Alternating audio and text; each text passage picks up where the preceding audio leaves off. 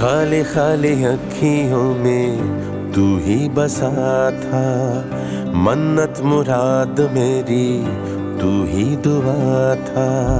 रिश्तों के मान सारे झूठी कहानियां, होती ना आसान रब्बा याद भुलानियां। हो हारा दिल सजना वे, हारा दिल सजना वे, ओ सजना वे।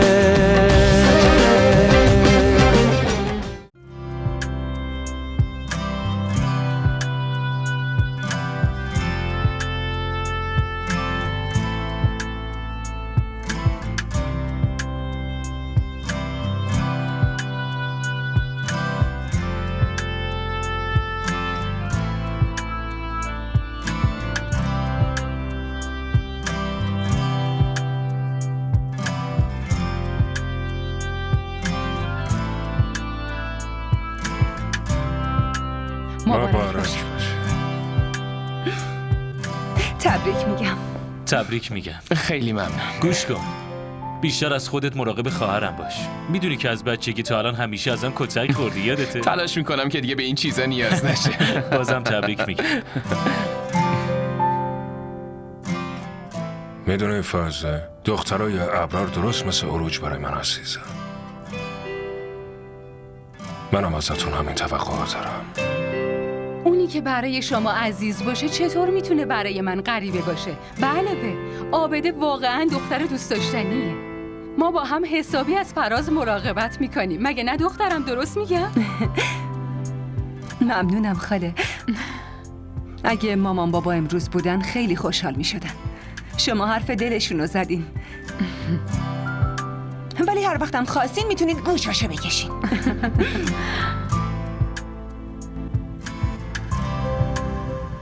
عروج تویی؟ سلام عابده. سلام عروج. بهت تبریک میگم. وقتی پدر و برادرم میتونن اینجا باشن، پس چرا من نتونم؟ هرچی تو گذشته بود میخوام همش رو فراموش کنم. راستی من با یه نوازنده صحبت کردم. بالاخره جشن عروسیه، باید تا میتونیم شادی کنیم، مگه نه؟ خیلی هم عالی. من که اینجا فقط یه مهمونم، شما بچه جشن بگیرین. ممنون دختر. خیلی ممنونم که اومدی عروج.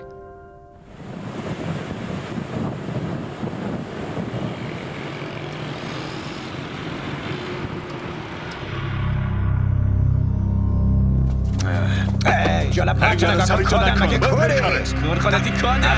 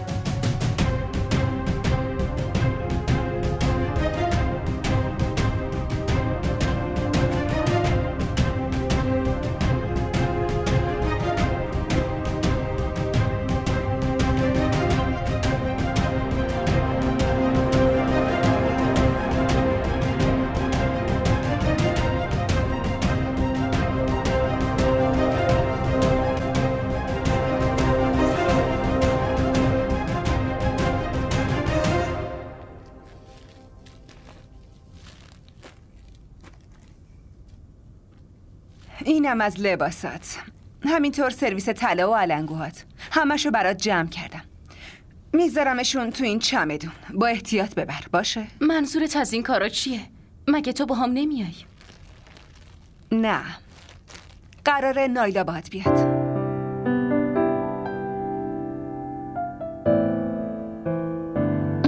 بفرما پسرم. ممنون.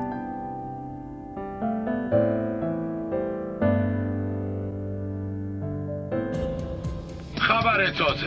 طبق خبری که به دستمان رسیده، امروز صبح مقابل دادگاه در یک حمله مسلحانه یک زندانی زخمی و یک زندانی موفق به این شد که از دست ماموران فرار کنه. پلیس هنوز در این مورد اطلاعات کافی نداده است.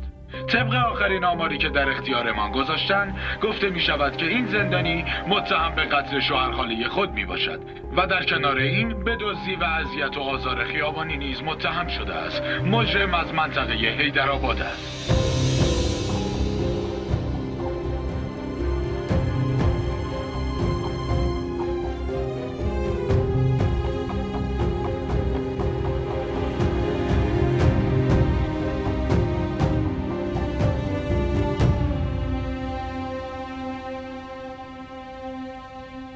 نه، خب تمام زندانی‌ها شبیه همدیگن. قاسم چطوری میتونه فرار کنه؟ نه، حتما یکی دیگه است.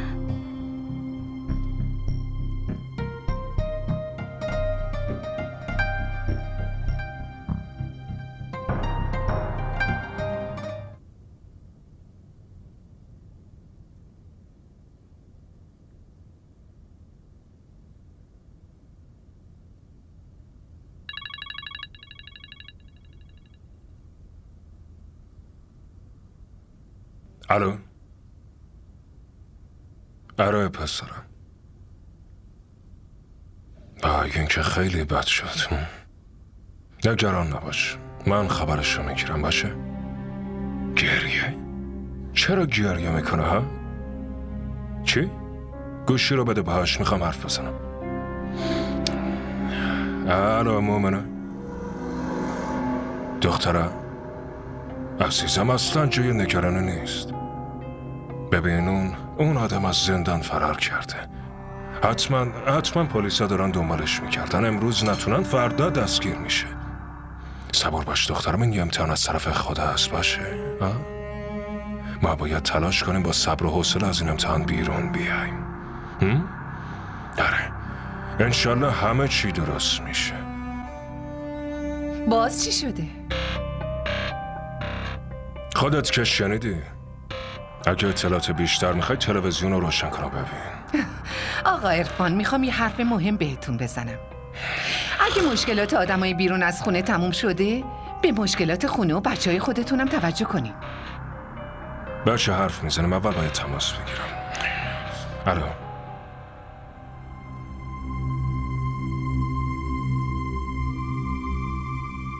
آبده؟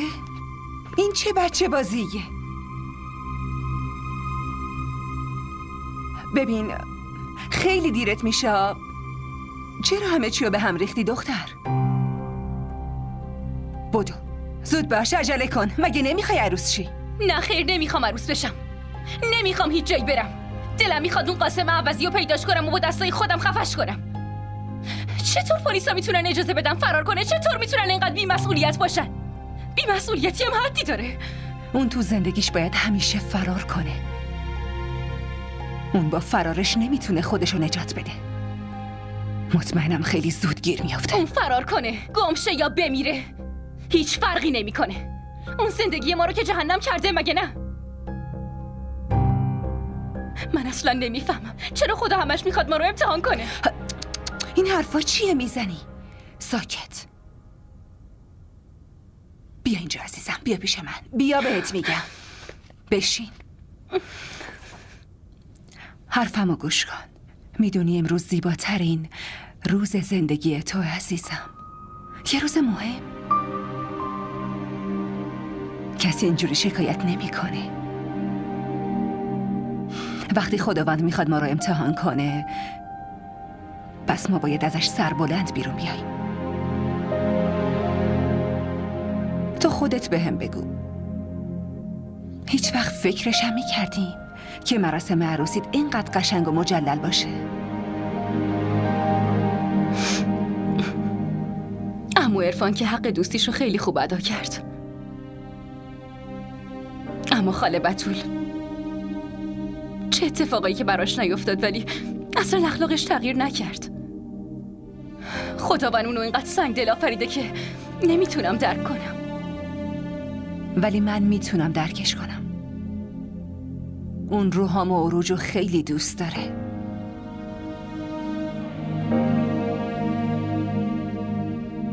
خیلی سخت میشه وقتی بچه‌تو با یکی دیگه شریک بشی. اینو از وقتی متوجه شدم که برای سمی مادری کردم. وقتی سمی یه مدت خیلی طولانی تو بغل خاله فهیمه میمونه، من یه جور عجیبی بیقرار میشم. آبجی، سمی فعلا خیلی کوچیکه. من میتونم حساسیت تو رو در مقابل اون درک کنم، اما اصلا نمیشه با داداش روحام و عروج مقایسش کرد. حالا ببین، از حساسیت زیاد به اینا یه روز دیوونه میشه. چی داری میگی؟ اون مامان روحامه و مادر شوهر جناب عالی. خدا باید بهت رحم کنه. انشالله به امید اون روزی که تو رو به عنوان عروسش قبول کنه.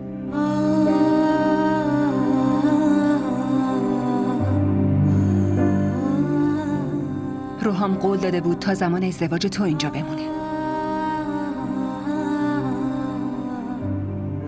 امروز آخرین روز قولشه. ولی من خیلی بهش امیدی ندارم. اون واقعا خیلی تو رو دوست داره.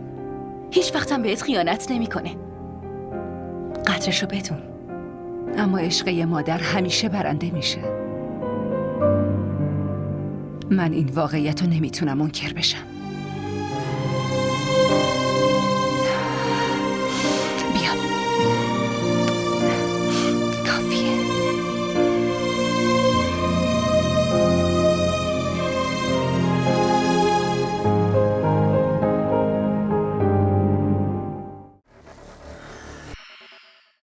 آبروی منو که جلوی همه بردی. منم این کارو نکردم فیده. واقعا؟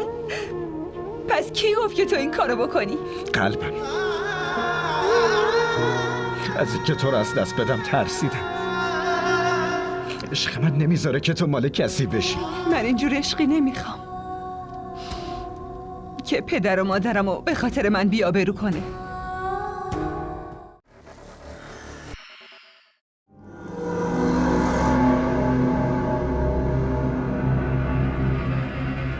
بس کنین آقا عرفان، بس کنین.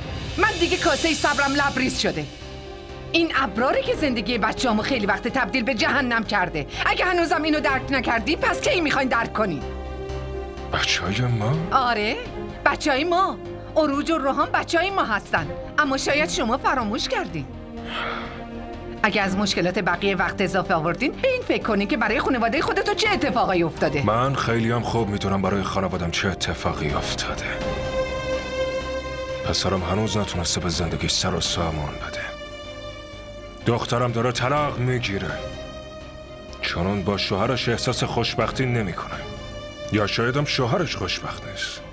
میدونی چرا این اتفاق افتاده؟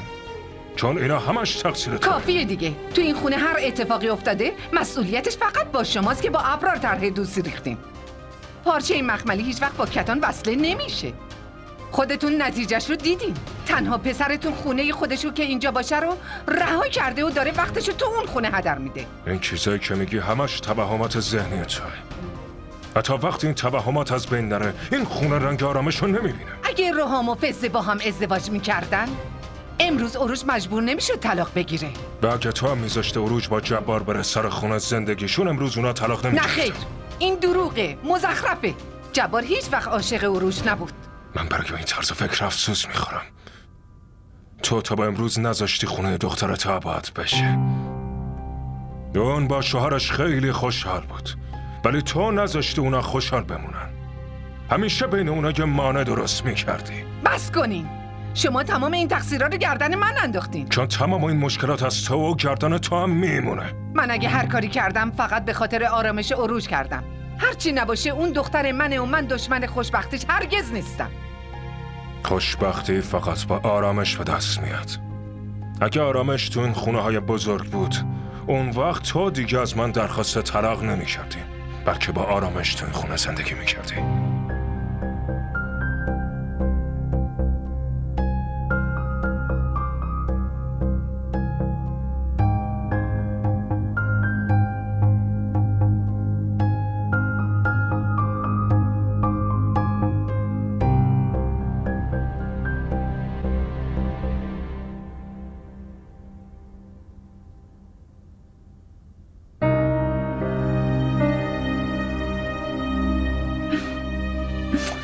عزیز دلم، انشالله همیشه خوشحال باشی.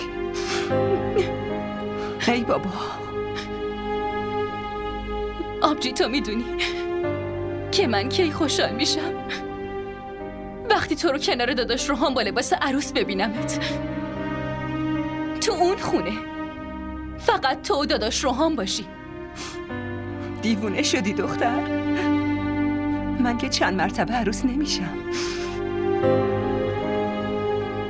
میدونی مومنه، الان دقیقا شبیه مامان شدی. کاش مامان امروز اینجا بود. مطمئنم اگه بود بهم گیر میداد، میگفت اینجوری نشین، اون کارو نکن، مراقب مادر شوهرت باش، نبینم فرازو اذیت کنی. برای این گیر دادن من اینجام. تو نگران نباش، خودم این حرفا رو بهت میگم. مادر نیستم، ولی مثل مادرم.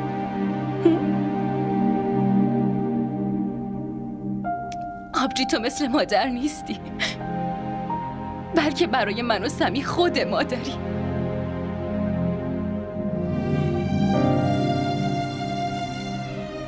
ولی سمی نذاش که تو هیچ وقت احساس کنی یه تازه عروسی. اینجوری نیست. نشنیدی مردم میگن زنها ذاتن مادرن؟ تموم احساسات مادرانه همشون به یک میزان و اندازه تو دل همه ماها وجود داره. مادر بشم یا نشم، به خودم قول دادم همیشه برای فراز مثل یه تازه عروس بمونم. خداوند همیشه همینجور خوشحال نگهت داره. دوست دارم آبجی، خیلی دلم برات تنگ میشه. من چجوری بدون تو زندگی کنم؟ یعنی چی چطور زندگی کنم؟ پیش من نمیای؟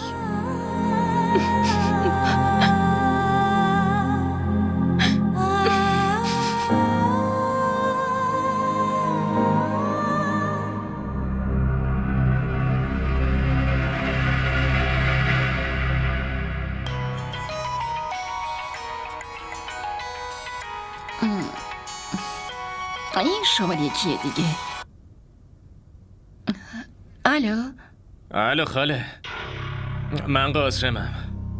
تو کجایی؟ میخوام ببینمت. زود بگو که فرصت ندارم. قاسم احمق، تو کجا هستی؟ کدوم روز نحس بود که من مسئولیت بزرگ کردن تو رو قبول کردم؟ خدا کنه بمیری و جنازتم پیدا نشی.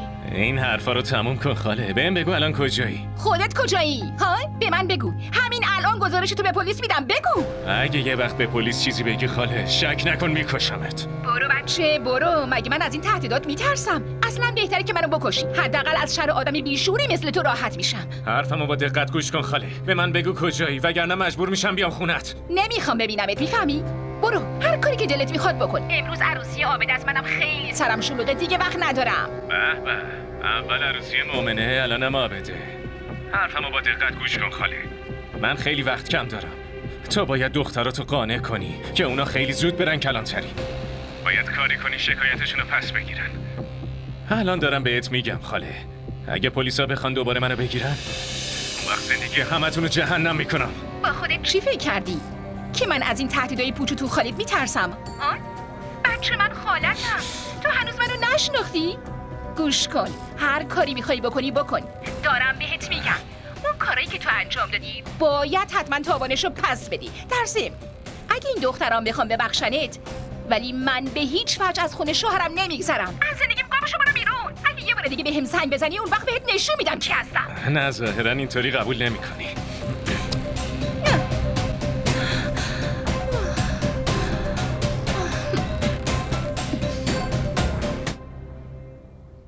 ما را در شبکه‌های اجتماعی دنبال کنید. چی شده خاله فهیمه؟ کی بود؟ داشتین با کی حرف میزدین؟ قاسم زنگ زده بود. قاسم؟ چقدر جرأت داره. نه من حسابشو گذاشتم کف دستش. دعواش کردم که دیگه اینجا زنگ نزنه احمق. اون چی میگفت؟ اون میخواد که شما دوتا خواهرها اونو ببخشین و شکایتتون رو پس بگیرین. و اگه شکایتمون رو پس نگیریم؟ نیازی نیست که شکایت رو پس بگیرین. هیچ کسی شکایت رو پس نمیگیره. اون مرتکب گناه شده، بایدم جزاشو ببینه. وقتی زخم جراحت کنه باید قطع کنیم و دورش بندازیم. منم اینو یاد گرفتم. خداوند بهمون کمک کنه. انشالله. تو نگران نباش. ببین، امروز عروسی عابده است. تو اگه ناراحت باشی کی مراقب اون باشه؟ من هستم نه؟ من حواسم به این چیزا هست. تو فقط امروز خوشحال باش. باشه.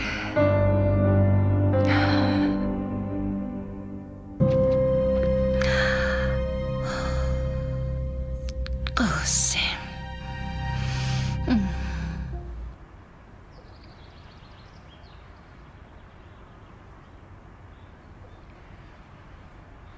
خانم جان، اون چی شده؟ عروج خانم. بگو ببینم عروج چی شده؟ خب عروج خانم تو اتاقشون بیهوش افتادن. وقتی من براشون چای بردم دیدم اصلا بیهوش نیستن. من دیگه با این دختر چی کار کنم؟ چقدر باش حرف زدم دریغ از اینکه یکم به حرفم گوش بده. طلاق گرفته، انگاری دنیا به آخر رسیده. تو یه کاری بکن، برو هم زنگ بزن و بهش بگو ما داریم عروج رو میبریم بیمارستان، اون بیهوش شده. اما خانم جون اون هر چی گفتم همونو انجام بده. از گوشه من بهش زنگ بزن.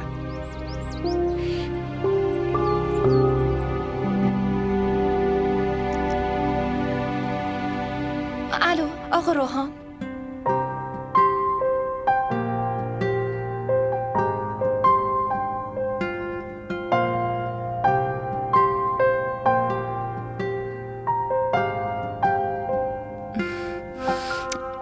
آره الان خوب شد.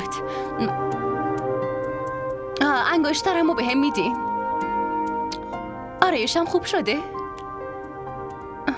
بفرمایید. ولی داخل این که انگشتری نیست.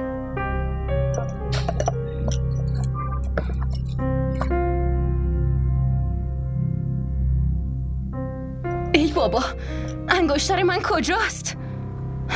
همینجا گذاشته بودم. ممکنه تو خونه جا گذاشته باشین. زنگ بزنیم بپرسین. آره.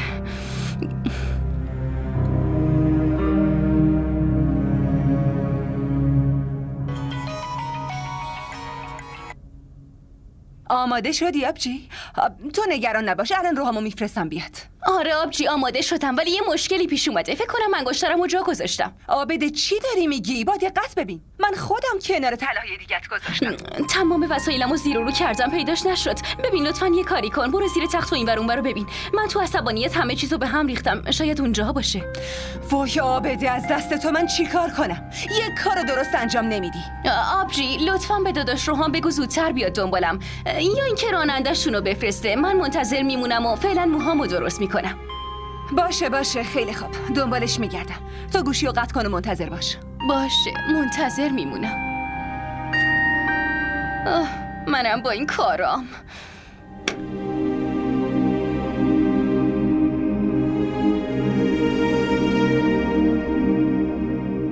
روحامون از خونه تماس گرفته بودن. حال عروج خیلی بد شده و بابام خونه نیست. مامان اونو تنهایی برده بیمارستان.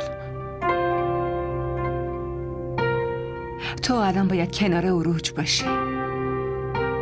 اصلا یه کاری کن، برو بیمارستان. ولی اینجا بودنم هم الزامیه. ولی ما هنوز وقت زیاد داریم.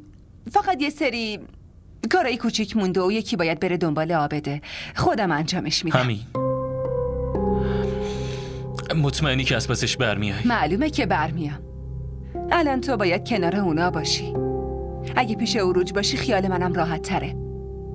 خانواده فراز که حرکت کردن منم بهت خبر میدم که مستقیم بیای اونجا.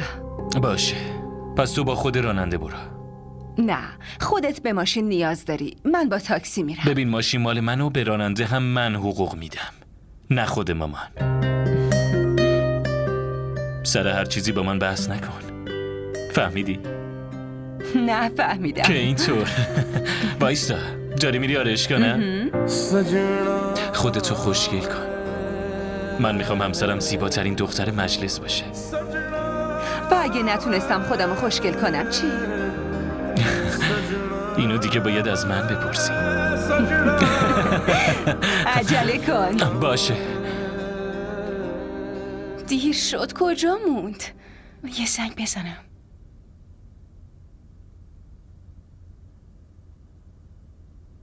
الو، آبجی کجا موندی؟ ساعتو ببین خیلی دیر شده. پس کی میرسی؟ عابده من تو راهم، دارم میام.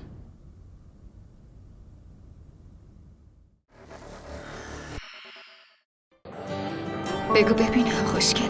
ببینی وقتی آدم عاشق یکی میشه دیگه نمیپرسه که چقدر خوشگل. شاید اون از همه خوشگل‌تر باشه. این عشق عزیز دلم. آب نیست که هر وقت تشنت شد بگی یه لیوان آب بده. برای آب باید هزینه‌شو داد، به همون قیمتی که تشنه‌های کربلا پرداخت کردن.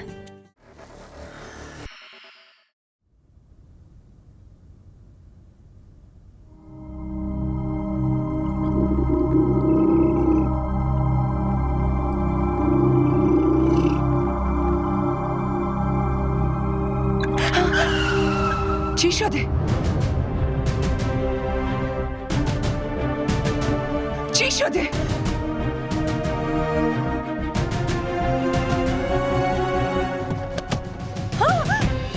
بیا را بیافت. ولم کن. برو داخل. بشین تو ماشین.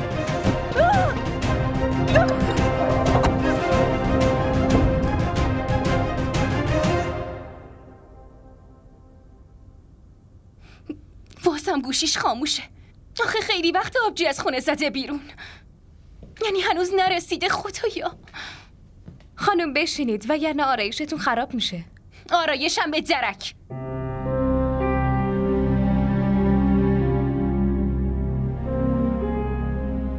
چرا گوشیش خاموشه؟ خیلی دیر شده. چرا آبجی هنوز نرسیده؟ انشالله خیر باشه. به داداش روحام زنگ بزنم. داداش روحام.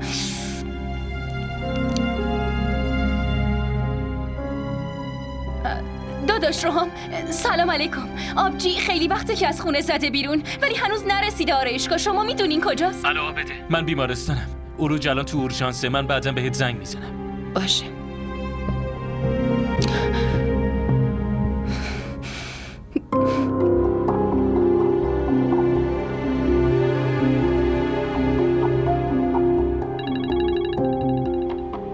الو.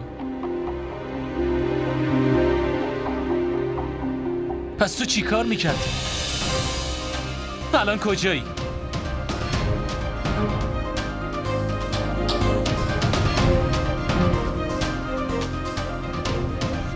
همونجا بمون، من میام. من الان دارم میام.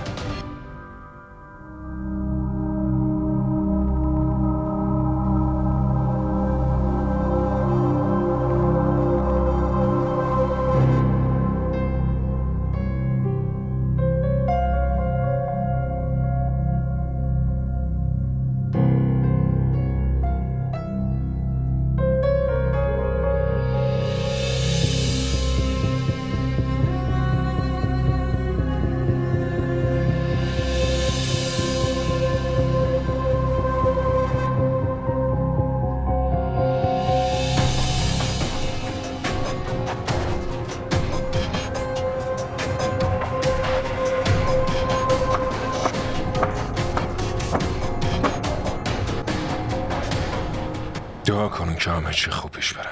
هر جا که هست سلامت باشه. اصلا نمیدونم چرا باید تو تقدیر دخترای من اینجور خوشحالی ها ناقص نوشته بشه. تو دختر خیلی قوی هستی، صبور باش، همه چی درست میشه. داداش رو هم از آبجیم خبری نشده. آبجیم کجاست؟ چرا اونا آبجیمو با خودشون بردن؟ اون که با هیچ کسی دشمنی نداشت. داداش رو هم چرا کاری نمی کنین؟ لطفا بهم بگین. آروم باش، آروم باش. اون هیچیش نمیشه. تو لطفا خودتو کنترل کن. اون بیرون همه مهمونا منتظرتن. مسئولیت مومنه با منه، همسر منه، بیشتر از همه من نگرانشم. لطفا تو مراقب خودت باش، به خاطر آبجیت لطفا. عابده، دخترم همه چی خوب میشه، صبور باش. نگران نباش عابده. احتمالش هست که یه گروگانگیری ساده باشه. بابا، خاله، حواستون به همه چی باشه. بیرون هیچ کدوم از مهمونا نباید از این اتفاق بویی ببرن. نگران نباش پسرم. عابده بریم بیرون. بریم دخترم، همه منتظرن. نه خاله، من جایی نمیرم. تا وقتی آبجیم نیاد من هیچ جایی نمیرم. از جام تکون نمیخورم. عابده، تو به من اعتماد داری نه؟ من بهت میگم مومنه هیچیش نمیشه. من نمیذارم چیزیش بشه. اونایی که این کارو کردن من راحتشون نمیذارم. ولی الان لطفاً تو باید با ما همکاری کنی. برو بیرون، همه مهمونا منتظرتن. من هستم و حواسم به همه چی هست. برو. سجنا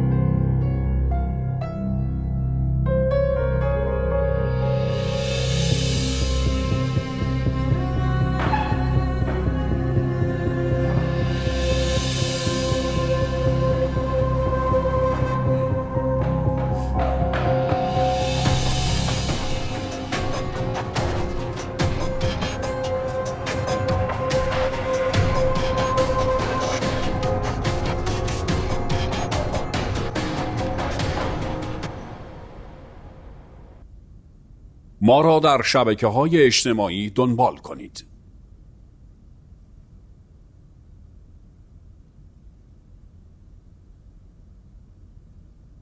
خانم جان، غذا میل داریم براتون بیارم؟ نه، فقط منو تنها بذار. لطفا این چراغم خاموش کن. مامان کجاست؟ گوشیم دستش مونده. لطفا برو بیارش. تو برو. بیا بگیر، اینم گوشید. الان چطوری؟ تو که من از نگرانی کشتی. شما نمیخواد نگران من باشی.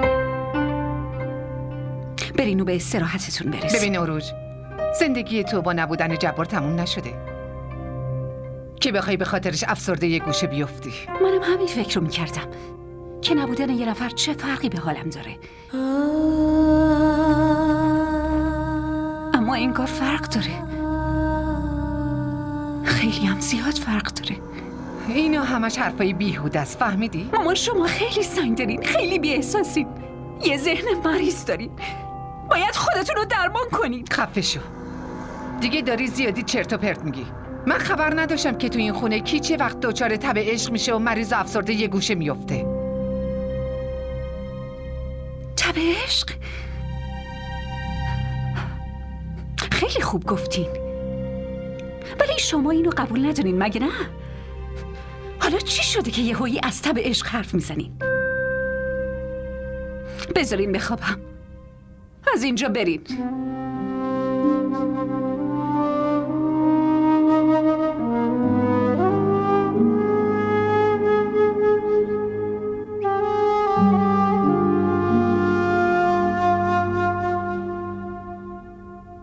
نمیدونم چی کار کنم. کجا دنبالش بگردم؟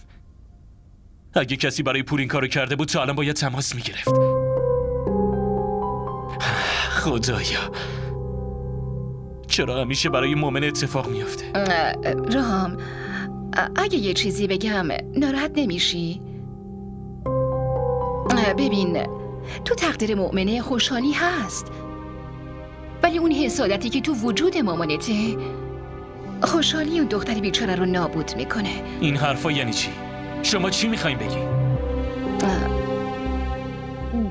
دهن کوچیک حرفای بزرگ، اما مؤمنه هیچ دشمنی نداره به جز مامان تو.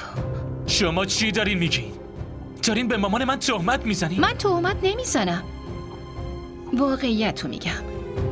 همه همین فکر رو میکنن، حتی شاید خودت هم همینطور.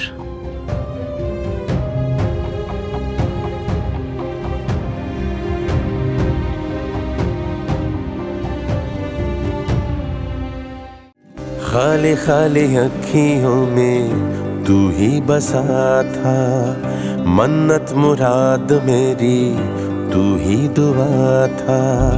रिश्तों के मान सारे झूठी कहानियाँ, होती ना आसान रब्बा याद भुलानियाँ। DDTV ارائه کننده بزرگترین سریال های درامای ترکی، کره‌ای، پاکستانی دوبله شده به فارسی می باشد. لطفاً سابسکرایب کنید و عضوی از خانواده ما شوید.